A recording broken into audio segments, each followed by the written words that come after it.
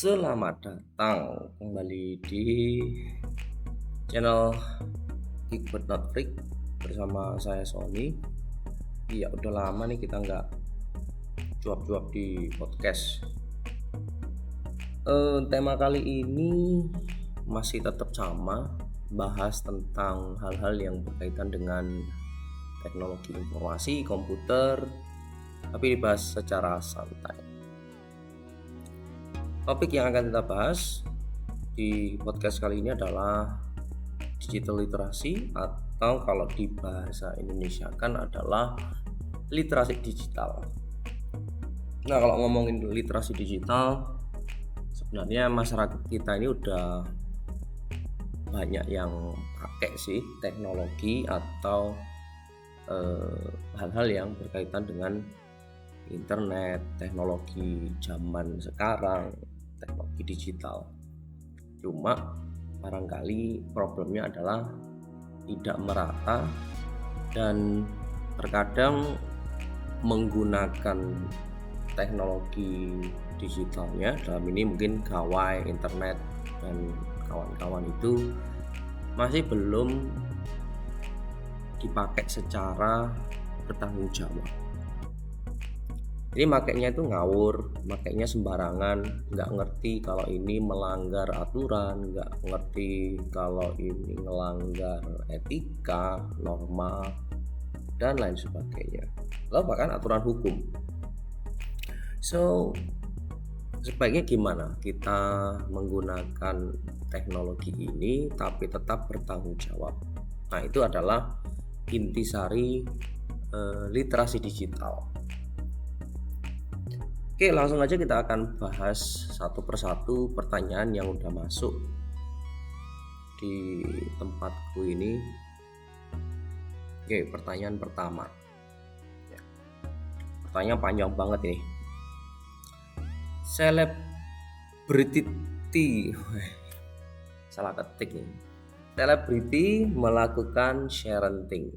Ini banyak banget ya, selebgram dan kawan-kawan itu suka posting sesuatu tentang anak-anaknya atau tentang keluarganya. Paling banyak sih ngomongin tentang anaknya, artis siapa gitu, terus posting kegiatan anaknya makan di syuting, anaknya makan di foto, lalu diposting di media sosial, masuk ke status, masuk ke feed, masuk ke reel dan lain sebagainya. Bentuk video, bentuk posting gambar, pokoknya yang berhubungan dengan aktivitas keluarga maupun anaknya. Oke.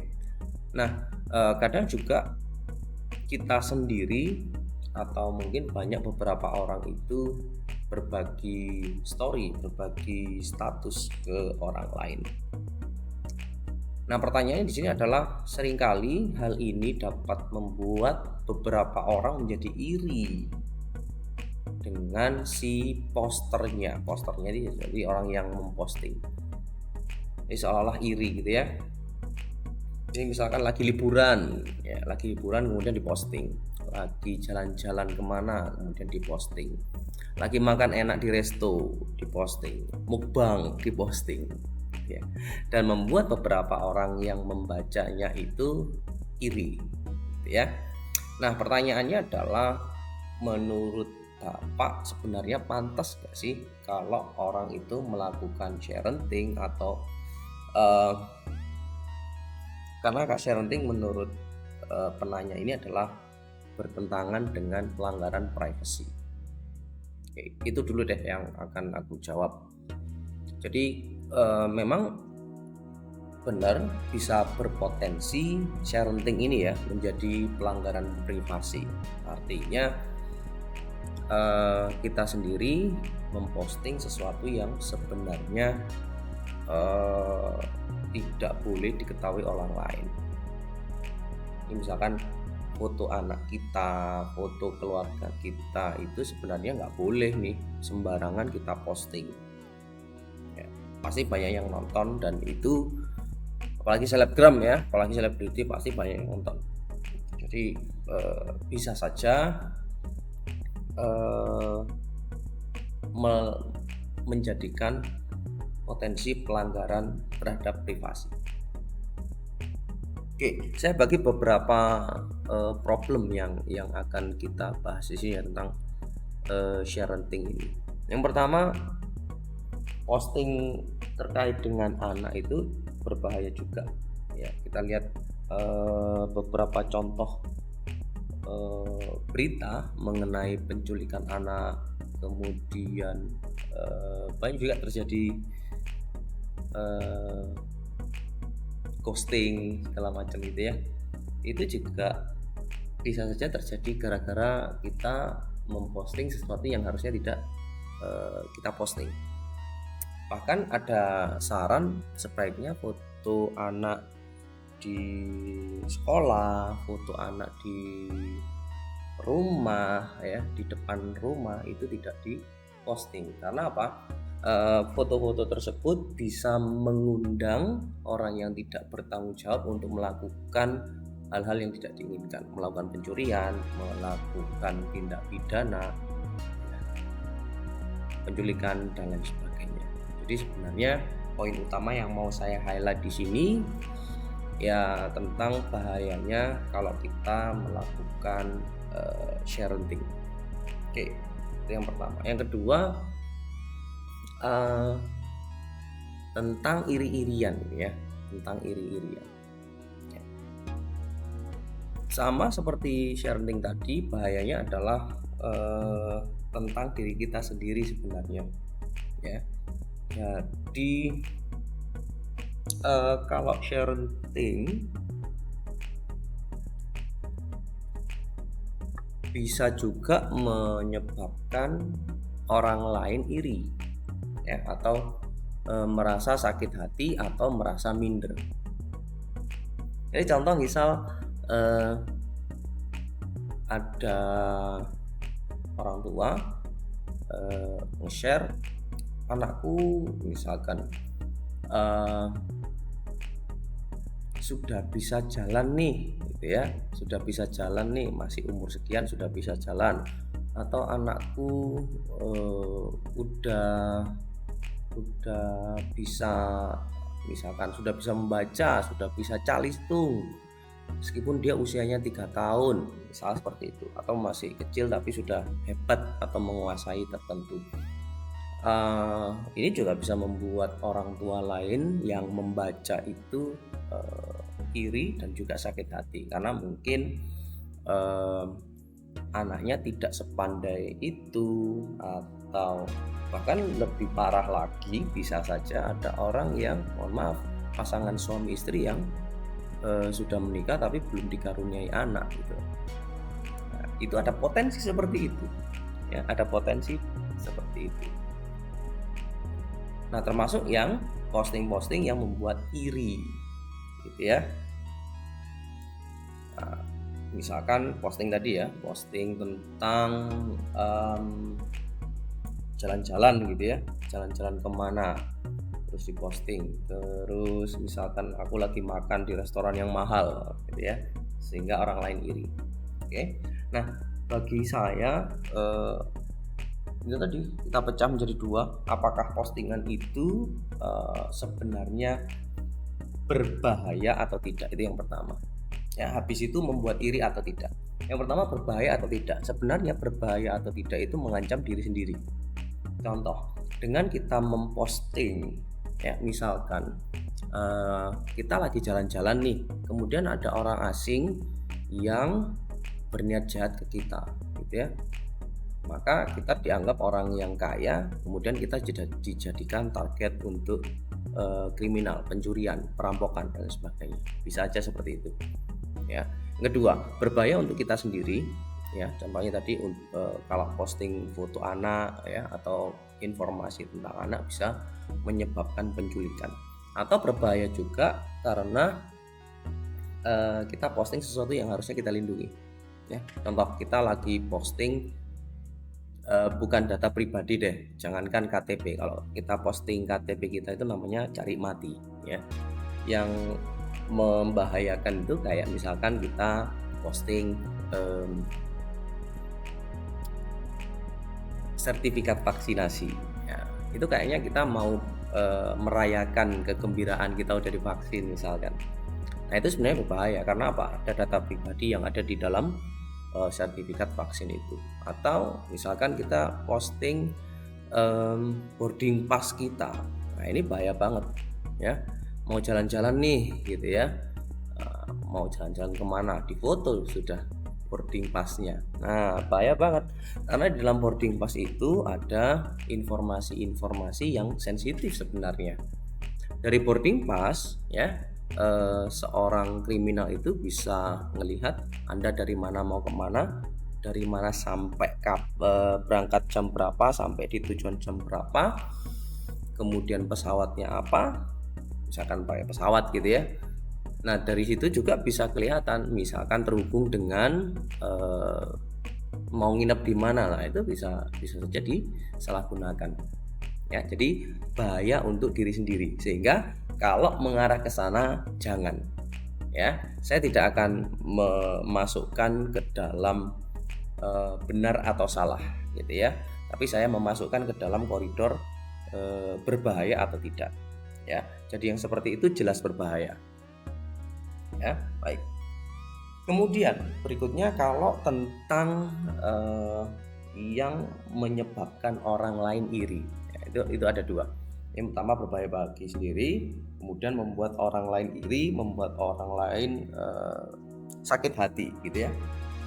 Nah untuk masalah sakit hati dan tidak mangkel atau tidak iri atau tidak itu juga terkadang subjektif juga sih. Ini kadang ada si A ngelihat foto temannya jalan-jalan iri, ada si B ngelihat foto teman-temannya ikutan seneng, ya kan? Sama dengan misalkan ada orang tua yang posting anaknya, terus orang tua yang lain gitu ya, temannya itu iri, ada yang wah seneng ya punya anak yang cerdas kayak gitu, tapi satunya iri gitu ya, kemudian menyebabkan hal-hal yang tidak diinginkan. Nah yang seperti ini sangat subjektif banget, jadi tergantung sama orang yang menikmati postingan tersebut ya. Sehingga kalau dari saya pribadi, saya tidak akan masuk ke salah ya atau benar, karena salah atau benar itu nanti harus dibuktikan dengan hukum, entah itu hukum agama, hukum sosial, atau hukum yang ada di peraturan perundang-undangan misalkan. Maka saya akan mundur saja, tidak ke bersalah atau tidak, tapi ke enaknya diposting atau tidak gitu aja ya. Nah kalau dari saya pribadi lebih mending menjaga perasaan gitu ya, sehingga seumpama postingan saya ini bisa berakibat ya membuat orang lain itu iri, ya penting tidak gitu ya. Jadi bukan salah atau tidak, benar atau salah, tapi mending diposting apa enggak ya. Jadi sebelum kita posting kita filter lagi, ini kira-kira ada orang yang tersinggung enggak ya, di pertanyaan pertama. Pertanyaan kedua tanya lagi, yakin enggak akan ada orang yang tersinggung. Jadi pertanyaan itu diulang lagi. Nah, cuman sekali lagi kita harus juga fair dengan diri kita. Ya. Kalau mau posting sesuatu jangan sampai overthinking. Kita terlalu mikir, waduh ini posting apa enggak, akhirnya enggak jadi-jadi gitu ya. Nah, seperti itu. Jadi balancing saja antara terlalu loss dengan terlalu overthinking. Ya. Nah, yang seperti ini pun juga Anda harus sering-sering peka. Ya, sering-sering peka. Artinya kita berempati menjadi orang lain. Seumpama kita berempati jadi orang lain, marah enggak, iri enggak kalau ada postingan seperti itu. Oke, semoga menjawab untuk problem kayak gini agak ngeri-ngeri sedap gitu ya, karena pandangan setiap orang mungkin berbeda-beda. Anyway, thank you buat pertanyaannya. Kita lanjut ke pertanyaan kedua. Di era sekarang banyak anak yang terlahir sebagai digital native. Oke, jadi lahir itu sudah pegang HP. Sudah kecil tapi sudah dekat dengan teknologi, ya. di kebanyakan kasus. Kemudian para orang tua sendiri belum melek akan literasi digital. Artinya anaknya lebih canggih gitu ya daripada orang tuanya. Padahal yang bisa menuntun anak pertama kali adalah orang tua. Apa pandangan dan pendapat Bapak mengenai hal ini?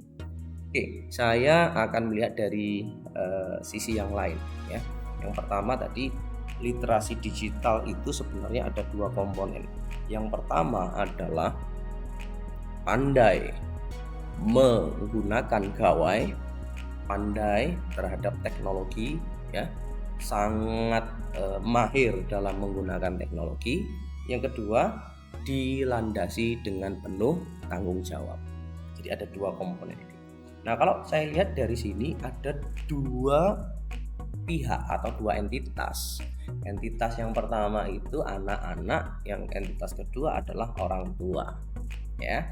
Nah, di pertanyaan ini menganggap anak-anak itu sangat mahir gitu ya, dan memang sangat mahir banget. Anak kecil aja tanpa dikasih tahu bagaimana cara buka HP, cara memainkan game, cara buka TikTok itu sudah pintar sendiri gitu ya. Jadi bener banget generasi zaman now, Gen Y, Gen Z ya, ataupun generasi Alpha itu sangat kental sekali dengan teknologi, sehingga mereka sangat mahir menggunakan teknologi. Betul. Dan sebaliknya orang tua atau yang Gen X atau bahkan baby boomer terkadang sangat sulit untuk menerima atau sangat sulit untuk menggunakan teknologi. Tidak bisa dipungkiri, karena memang usia itu juga pengaruh. Semakin tua kita itu semakin susah untuk move on gitu ya. Oke.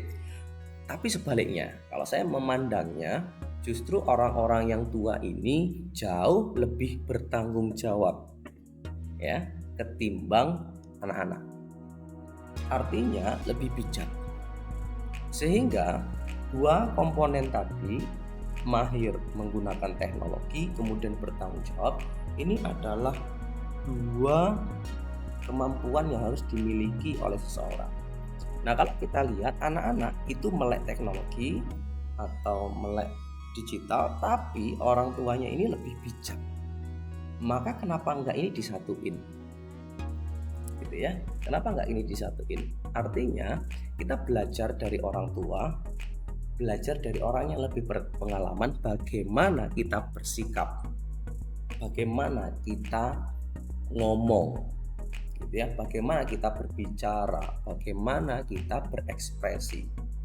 Karena orang tua seharusnya lebih bijak ya. By the way, kita harus akui orang tua itu lebih bijak. Nah, kenapa ini kita tidak padukan saja gitu ya, melek teknologinya dari anak-anak, kemudian orang tua kita ambil positifnya, beliau itu adalah orang-orang yang lebih bijak.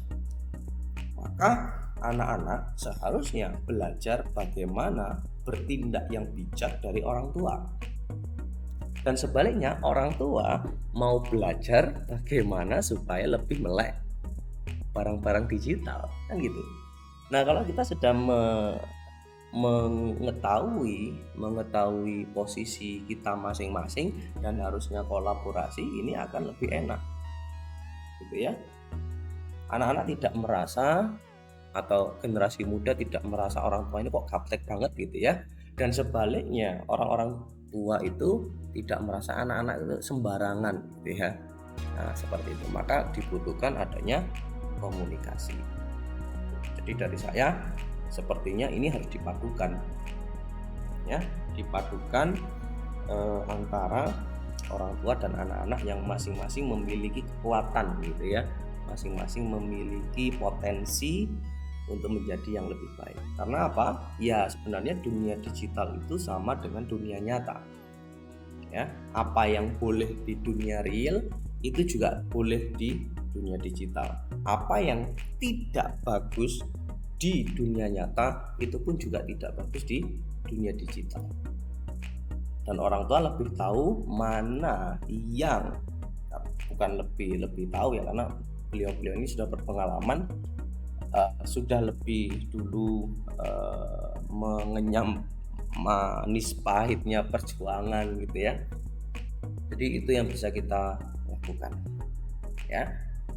Kedua, ini yang harus dilihat persepsinya. Orang tua itu sebaiknya menuntun anak untuk dewasa, karena anak-anak itu tidak perlu diajari bagaimana memainkan gadget gitu ya. Anak-anak sudah paham sendiri. Jadi saya mungkin sedikit koreksi sedikit tentang pertanyaan orang tua itu menuntun anak-anaknya. Iya benar, tapi tidak perlu menuntun terlalu jauh sampai harus ngerti teknologi internet sebegitunya gitu ya. Cukup yang basic-basic saja. Justru anak-anak itu nanti bisa menjadi guru untuk orang tuanya. Ini loh Pak, ini loh Ma, cara buka HP, cara pesen makanan online, kan gitu. Itu akan jauh lebih enak. Oke ya. Oke, good. Masuk ke pertanyaan ketiga. Tetap bersama channel podcast Kick But Not Freak.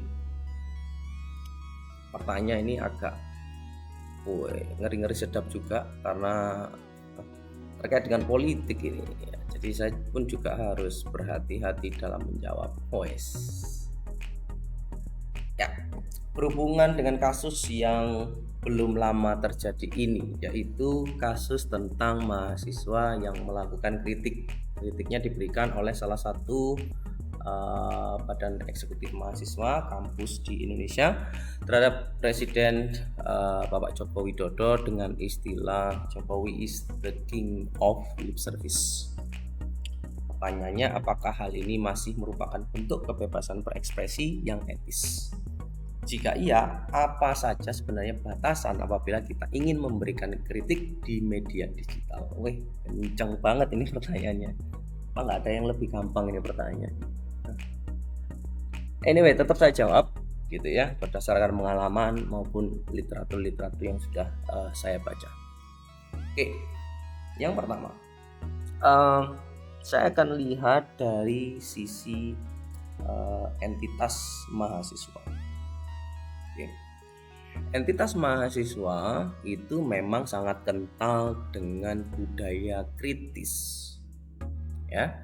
Mahasiswa ini dianggap sebagai manusia yang objektif, manusia yang independen, tidak terpengaruh oleh banyak kepentingan.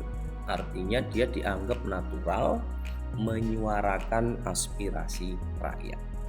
Jadi secara kodrat, secara naluri, secara fitrahnya usia mahasiswa itu memang sedang membara mencari jati diri. Kalau anak SMA mungkin mencari bentuk saya itu siapa gitu ya, tapi maksudnya masih dalam taraf mungkin masih seneng saya itu siapa, terus menjadi dewasa itu gimana, itu masih labil di masa-masa SMA. Tapi begitu masa kuliah ini baru mencari jati diri, saya mau jadi orang apa, sehingga wajar banget dan idealis banget. Harusnya A, ya mahasiswa akan bilang A. Harusnya B, ya mahasiswa akan bilang B. Ya, itu karakteristiknya anak-anak seusia mahasiswa. Sehingga saya melihat pergerakan mahasiswa itu juga diperlukan ya. Tapi silakan Anda tafsirkan saya ini pro orang demonstrasi dan lain sebagainya, silahkan gitu ya. Tapi by default ya cocok banget kalau usia mahasiswa itu menyuarakan aspirasi rakyat seperti itu ya. Nanti tentang peran dan fungsi mahasiswa mungkin bisa teman-teman baca lagi gitu ya. Guidance-nya jadi mahasiswa itu sebenarnya ada literaturnya dan harus banyak diskusi dan melihat, dan ini juga bagian dari pendewasaan saya itu mau jadi apa. Oke, jadi intinya seperti itu. Jadi kritis dalam menilai atau menanggapi sesuatu. Maka di sisi yang berseberangan di situ ada pemerintah, yang dalam hal ini pemerintah itu seharusnya mensejahterakan rakyat, ada pimpinan yang harusnya mensejahterakan bawahannya, ya. Maka mahasiswa itu dianggap sebagai manusia yang layak untuk mengontrol apa yang sudah dilakukan oleh pemerintah. Dan itu wajar, hampir di semua bagian negara gitu ya, hampir di seluruh dunia memang perannya mahasiswa rata-rata kayak gitu. Pemuda-pemuda itu kayak gitu. Salah satu contoh sederhana, mungkin Indonesia ini akan terlambat perjuangannya kalau nggak ada pemuda-pemuda. 1908 kemudian Sumpah Pemuda sampai kemerdekaan, semua rata-rata motornya juga mahasiswa, kritiknya juga dari mahasiswa atau anak-anak muda. Ya, maka saya bilang ya cocok lah usia-usia seperti itu. Oke, jadi wajar kalau usia mahasiswa itu mengkritisi sesuatu yang menurut mereka itu tidak sesuai dengan yang seharusnya. Oke. Nah, tidak mungkin sebuah kepemimpinan itu 100% benar, ya. Maka wajar juga mahasiswa dalam melakukan kritik, ya, seperti itu. Jadi wajar mahasiswa mengkritik karena tidak selalu kalau kita ngomongin pemerintahan, ya, tidak selalu yang dikerjakan oleh pemerintah itu benar, ya. Maka mahasiswa melakukan kritik, gitu ya. Nah, problem berikutnya adalah di sini ada topik yang menarik. Kritik tersebut itu dimaknai sebagai kebebasan berekspresi, ya, ataupun unek-unek pendapat. Kritik itu kan satu jalur gitu ya, pendapat. Dan undang-undang itu memberikan keleluasaan memang pasal 28 gitu ya, negara menjamin kemerdekaan dalam menyampaikan pendapat, ya, baik perorangan maupun kelompok kan gitu. Itu adalah hak asasi manusia sebenarnya dalam menyampaikan pendapat. Oke, jadi satu sisi adalah seperti itu. Sisi berikutnya adalah di sini ngelihat etis atau tidak, gitu ya. Nah, etis atau tidak, maka harus ada ukurannya sekarang. Oke, ukurannya apa? Etika, hukum, norma, undang-undang dan sebagainya. Nah, itu ada ukurannya. Selama kita tidak punya ukuran itu, kita tidak bisa menilai itu etis atau tidak, ya, atau melanggar hukum atau tidak dan sebagainya. Jadi kita harus berpatokan pada etika, norma, nilai, gitu ya, ataupun hukum. Nah, kritik atau pendapat yang bagus itu adalah yang kontennya dan cara penyampaiannya tidak melanggar etika, tidak melanggar hukum, nilai dan norma yang berlaku. Nah, untuk kasus yang ditanyakan ini saya tidak banyak berkomentar, bukan saya takut, tapi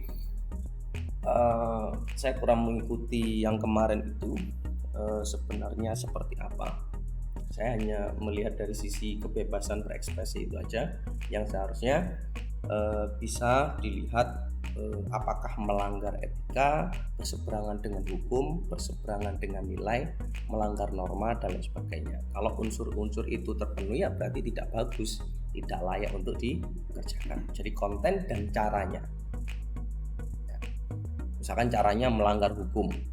Misal nih, cara menyampaikan itu dengan cara meretas website gitu ya, meretas websitenya kementerian gitu ya, atau meretas websitenya pemerintah kemudian ditulis seperti itu. Nah, itu jelas melanggar hukum gitu ya. Dalam menyampaikannya caranya melanggar hukum atau kontennya melanggar hukum.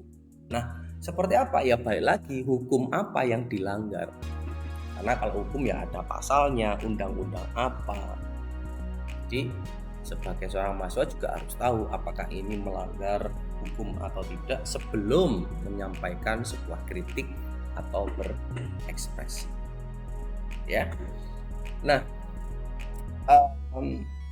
panjang banget tapi barangkali belum bisa menjawab 100% gitu ya. Nanti mungkin bisa dilanjut dengan pertanyaan di podcast berikutnya. Jadi intinya adalah cara penyampaiannya itu atau konten dan cara menyampaikannya tidak boleh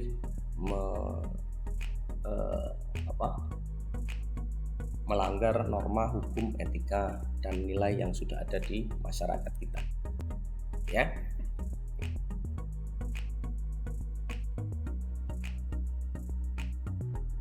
Lanjut.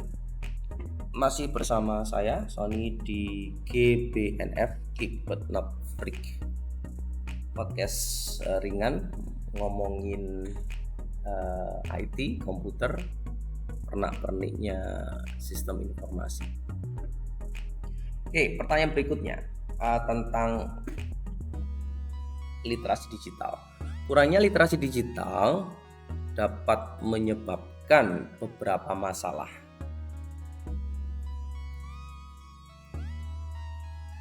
Terkadang masalah tersebut bisa sampai ke tahap hukum, betul banget. Namun pelaporan mengenai pelanggaran UU ITE sering menjadi sorotan masyarakat akibat dinilai tidak lazim atau seharusnya tidak bisa dilaporkan. Contoh yang baru ini adalah terlapornya pegawai KPI yang dilecehkan oleh pelecehannya. Bagaimana pendapat Bapak mengenai hal itu? Ini saya agak bingung dengan pertanyaannya. Contoh yang baru belakangan ini, terlapor pegawai KPI yang dilecehkan. Saya akan coba menjawab dengan lebih global ya, lebih abstrak lagi tentang UU ITE. Jadi emang betul saya secara pribadi merasa UU ITE ini adalah undang-undang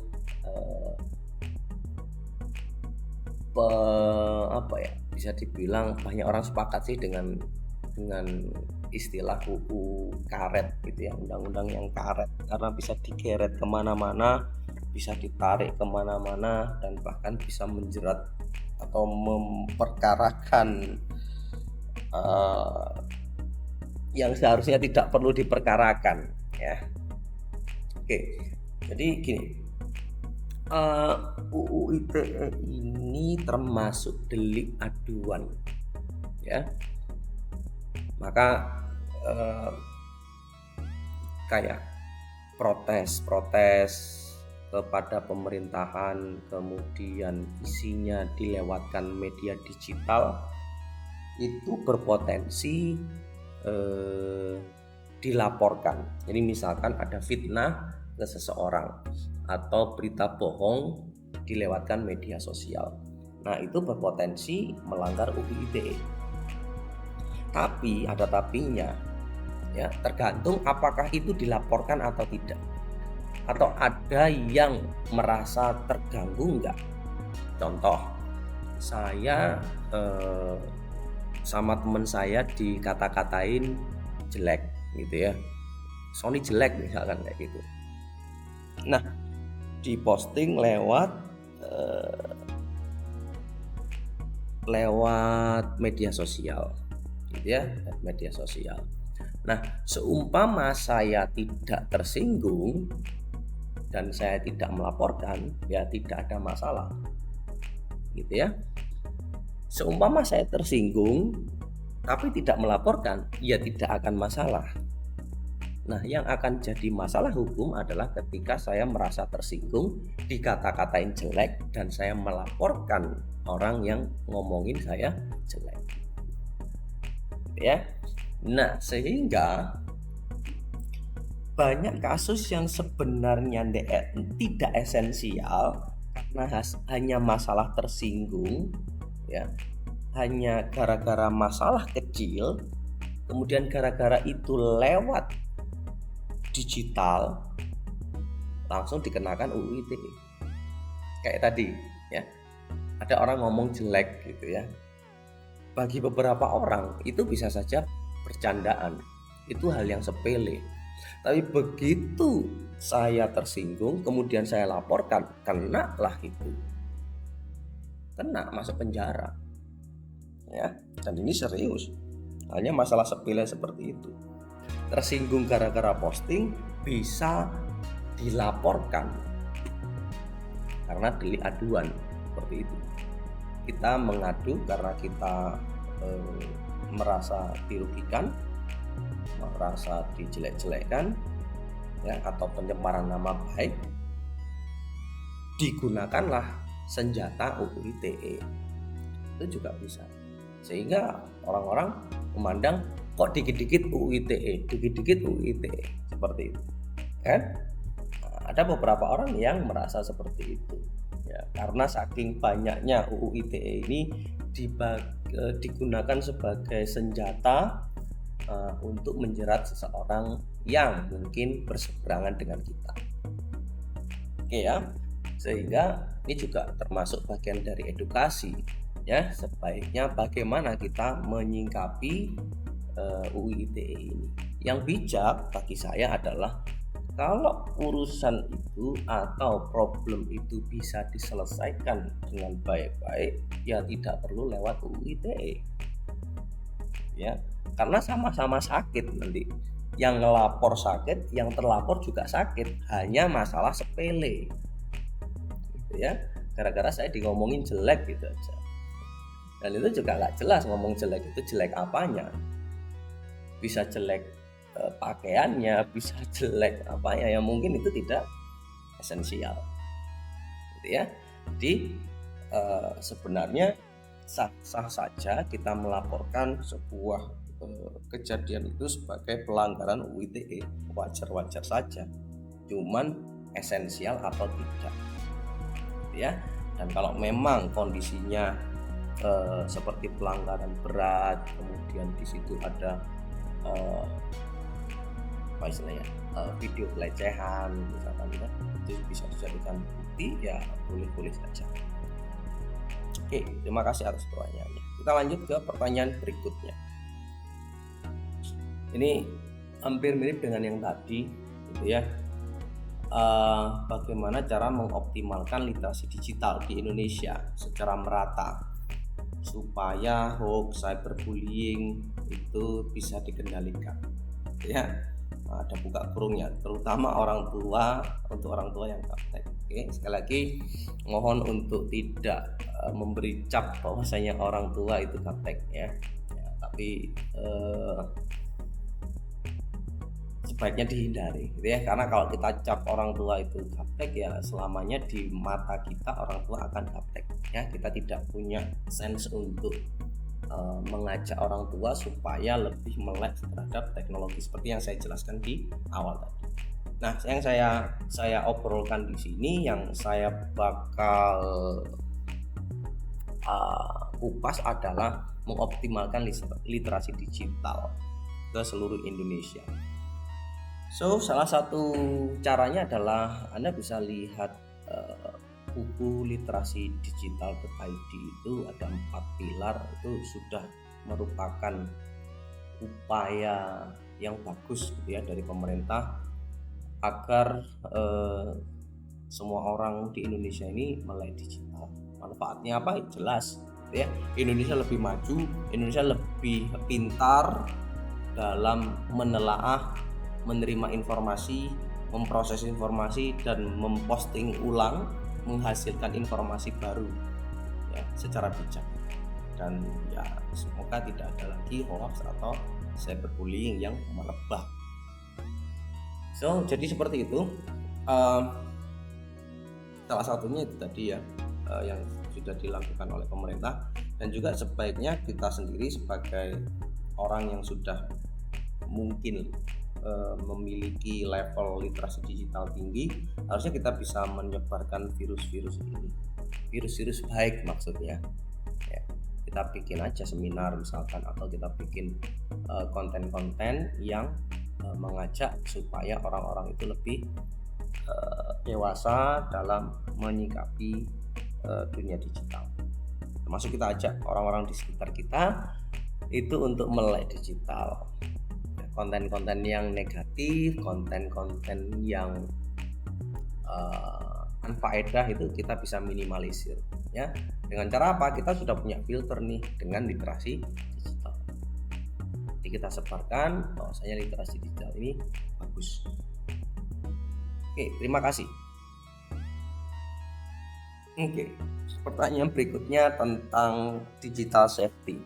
Seberapa mudah atau seberapa sulit data kita dapat diretas oleh hacker? Wah, pertanyaannya luas banget ini. Jawabannya akan panjang. Oke, saya kasih analogi aja ya dalam menjawab pertanyaan ini. Seberapa mudah atau seberapa sulit data kita diretas? Sama kayak seberapa mudah rumah seseorang itu dicuri. Itu aja analogi. Seberapa mudah atau seberapa sulit rumah itu dibobol oleh pencuri atau dirampok oleh perampok. Ya. Nah, maka jawabannya ya jelas, rumah itu seberapa aman, rumah itu seberapa lapis pengamanannya. Semakin banyak lapisan pengamanannya semakin bagus. Semakin berhati-hati pemilik rumahnya semakin bagus. Jadi sebenarnya faktornya ada di dua hal. Yang pertama, banyak sih sebenarnya, tapi secara umum ada dua. Seberapa kuat gitu ya. Seberapa kuat rumahnya, seberapa kuat pengamanannya, dan juga seberapa disiplin orang itu di dalam rumah. Kalau dia disiplin, ngunci rumah gitu ya, kemudian tidak pamer gitu ya. Kalau pamer kan pasti mengundang pencuri ya. Kemudian meskipun rumahnya besar tapi pengamanannya pun juga bagus, nah itu akan relatif lebih sulit dibobol oleh maling ya. Nah, sama dengan dunia digital, seberapa sulit data kita itu diretas oleh hacker ya tergantung dari dua hal tadi, rumahnya dan pemilik rumahnya. Si pembuat sistemnya atau sistem dari IT-nya itu atau sistem informasinya itu seberapa bagus, berapa lapis pengamanannya, ada prosedur pengamanannya atau tidak, sudah melewati standar ataukah sudah memenuhi standar keamanan atau belum gitu ya. Nah itu akan Anda pelajari juga di sistem informasi. Nah itu ada sendiri ukuran-ukurannya seberapa bagus seharusnya kita mendevelop sebuah sistem ya. Berikutnya adalah orangnya. Nah ini yang paling mudah, atau kejahatan cyber ini paling banyak gara-gara orangnya. Seberapa well educated kah orangnya ini? Maka balik lagi ya, kita perlu literasi digital itu untuk mengedukasi orang, people-nya ini bagaimana cara menggunakan sistem. Kalau dia teledor ya sudah, gampang banget untuk dicuri data-datanya ya. Nah jadi sekali lagi, IS terdiri dari 3 komponen, teknologi sama people. Yang ketiga adalah proses. Nah sama, proses pun juga merupakan penentu apakah sistem kita ini aman atau tidak ya. Nah kalau ada prosedur yang membahayakan ya berarti sistem kita juga lemah ya. Jadi sekali lagi, 3 komponen ini adalah yang menentukan mudah atau sulitnya data itu diretas, teknologinya, people-nya, dan juga prosesnya. Thank you buat yang pertama. Lanjut pertanyaan berikutnya, masih di topik digital literacy di konsep sistem informasi bersama saya Sony di podcast Geek But Not Freak. Pertanyaan berikutnya, apakah yang menjadi latar belakang tujuan dari pembahasan materi mengenai literasi digital dalam mata kuliah ini, serta bagaimana hubungannya dengan sistem informasi dalam meningkatkan literasi digital? Nah, sudah sedikit saya berikan clue tadi, gitu ya, seberapa penting sebenarnya literasi digital. Ya, harapannya setelah orang atau seseorang itu melek digital, barusan kita bahas, maka sistem kita juga semakin aman, sistem kita semakin baik. Karena apa? Salah satu komponen pembentuk sistem informasi adalah people, dan people-nya ini harus digitally literated, harus melek digital, harus bertanggung jawab dalam bermedia digital.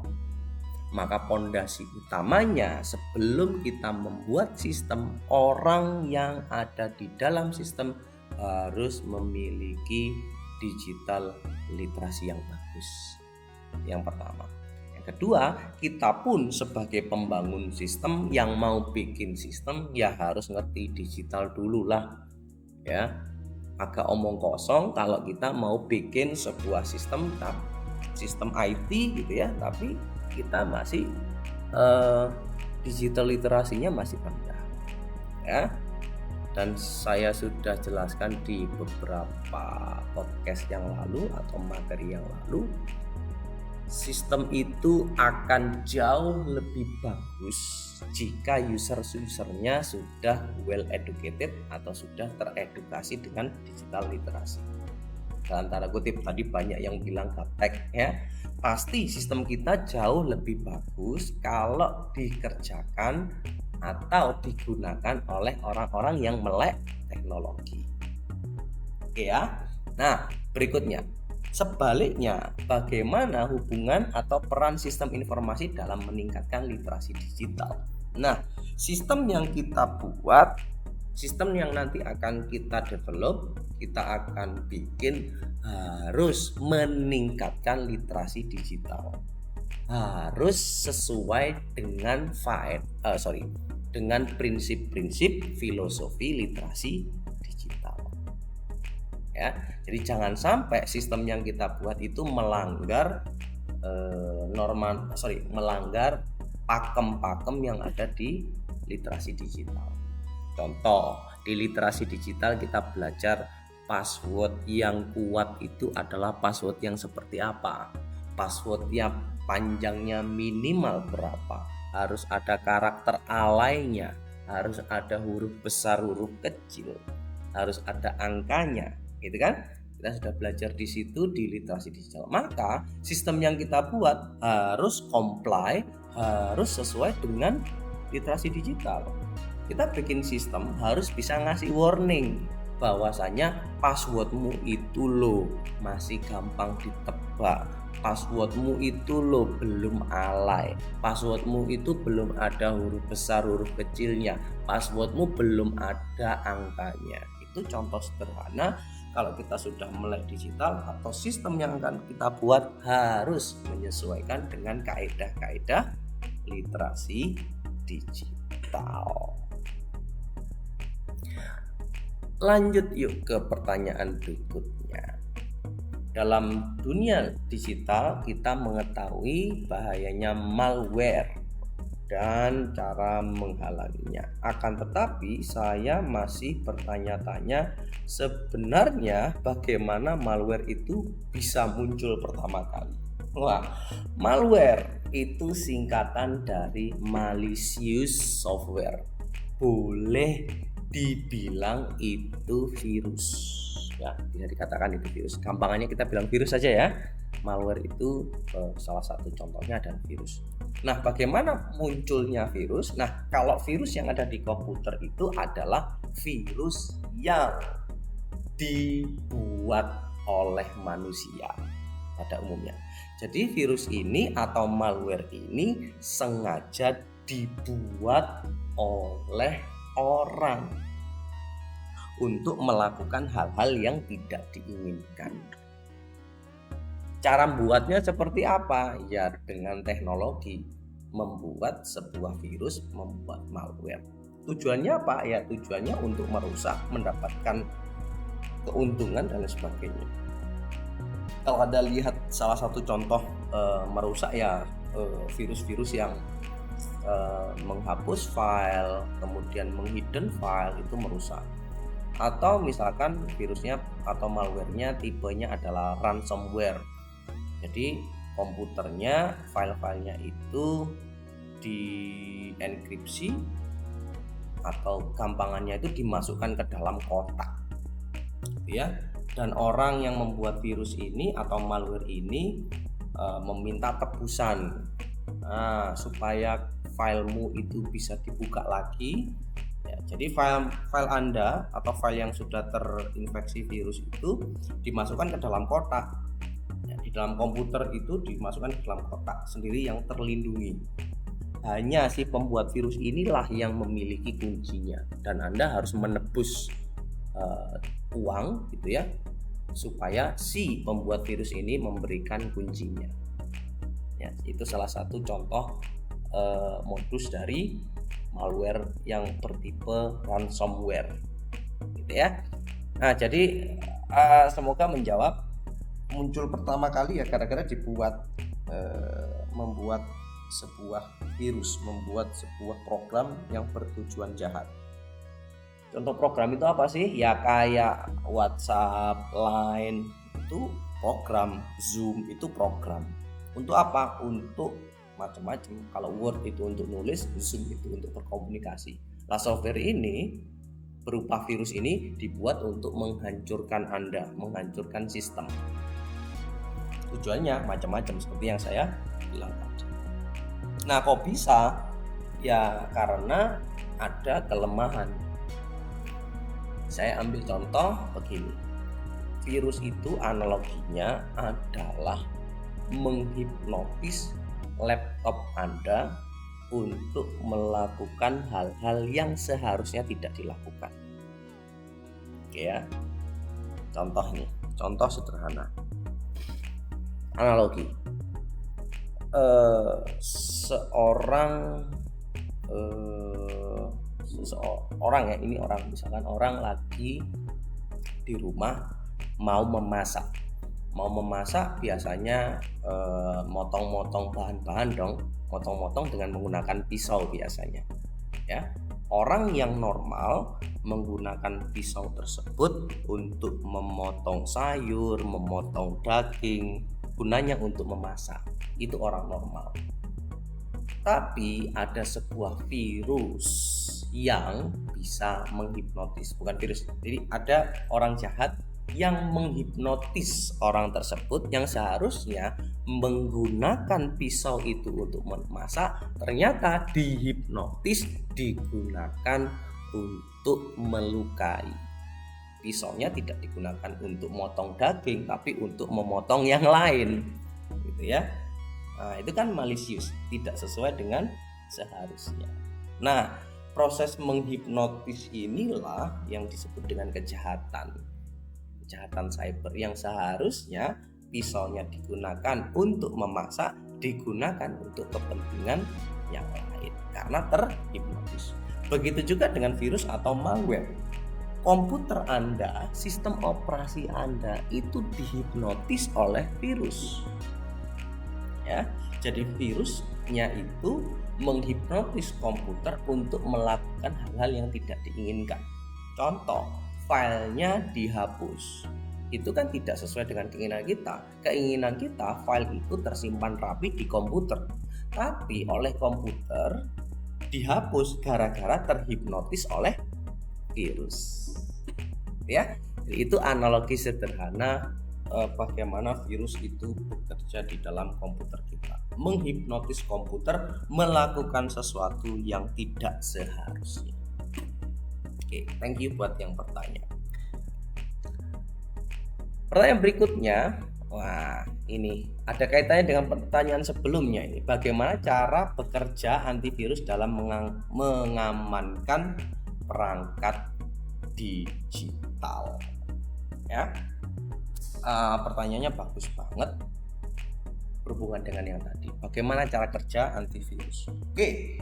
Nah, kalau saya analogikan tadi, virus itu menghipnotis. Jadi ada orang yang menghipnotis si A menghipnotis si B untuk menggunakan pisau digunakan untuk sesuatu yang berbahaya. Ya, maka antivirus ini bekerja seperti ini. Kalau ada orang yang asing, maka dia tidak boleh masuk ke rumah kita. Supaya apa? Tidak terjadi proses menghipnotis. Ya, loh, kok bisa ada orang lain masuk ke rumah kita, kemudian menghipnotis kita, kemudian pisaunya digunakan untuk hal-hal yang tidak diinginkan. Pertanyaannya adalah kok bisa orang ini masuk? Sehingga antivirus itu bekerjanya adalah jangan sampai ada orang lain yang masuk, orang asing lain yang masuk ke rumah kita, sehingga nggak sampai menghipnotis kita. Oke ya, seperti itu. Oke, itu yang terjadi. Jadi antivirus harusnya pengamanan itu adalah orang asing nggak boleh masuk ke rumah kita. Yang pertama. Yang kedua, bisa jadi ada orang yang berpura-pura menjadi orang yang boleh masuk ke rumah kita. Ya, misalkan ternyata ada orang, misalkan ada ayah kita itu dihipnotis, sudah kadung dihipnotis sama orang lain gitu ya. Nah, ayah kita akan menghipnotis saya misalkan masuk ke rumah, karena di situ kelihatan kayaknya ayah atau anggota keluarga kita, maka boleh dong masuk gitu ya. Jadi pengamanannya boleh, orang ini boleh masuk, tapi sebenarnya orang ini dihipnotis, ayah kita sedang dihipnotis.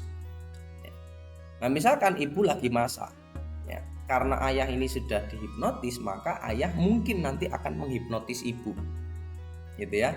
Dan sistem di rumah kita merasa oh ini ayah, enggak apa-apa, padahal dihipnotis. Maka layer berikutnya, pengamanan berikutnya adalah ibu ini harus curiga apakah ayah ini melakukan hal-hal yang tidak normal. Karena kalau ayah biasanya datang misalkan mengucapkan salam, ya aku pulang, ya kayak di film-film itu, kemudian atau memberikan salam, assalamualaikum misalkan. Ternyata ayah masuk rumah ini tidak pakai salam, langsung tiba-tiba masuk, maka ibu curiga. Nah, ini adalah pengamanan berikutnya. Nah, sama antivirus pun juga seperti itu ya. Ketika ada sebuah file atau sebuah software masuk dan itu sebenarnya tidak boleh, maka oleh sistem virus ini akan dimatikan. Sama seperti tadi ya, ada orang asing masuk, maka langsung dimatikan, langsung disuruh keluar, tidak boleh masuk ke dalam rumah. Itu cara yang pertama ya, antivirus bisa melakukan seperti itu. Atau yang kedua, ada software, ada file yang tidak dianggap virus, tapi kelakuannya itu mencurigakan ya. Maka sempat saya jawab di podcast sebelumnya bagaimana cara mendeteksi virus ya, seperti itu. Ada perilaku dari sebuah software itu yang mencurigakan. Nah, sistem yang bagus, antivirus yang bagus itu bisa melihat perilaku yang mencurigakan. Sehingga kalau ada perilaku yang mencurigakan, ini kayaknya virus, udah kamu keluar aja. Atau orang ini dikarantina. Sama seperti tadi ayah gitu ya. Ayahnya sudah dihipnotis dari luar, masuk ke rumah, ibu curiga, maka ibu akan melakukan karantina. Ayah diikat gitu ya, kemudian dibacain mantra, kemudian ditepuk-tepuk, ditampar-tampar, diguyur air supaya bangun lagi, supaya hipnotisnya hilang. Nah, itu kira-kira analogi dan contoh bagaimana antivirus itu bekerja. Oke, itu dulu podcast kita kali ini. Terima kasih udah berdiskusi, memberikan pertanyaan. Kita akan sambung di podcast berikutnya. Tetap setia di channel kita, Geek but not break bersama saya Sony. Sampai ketemu di podcast-podcast selanjutnya. Sampai jumpa.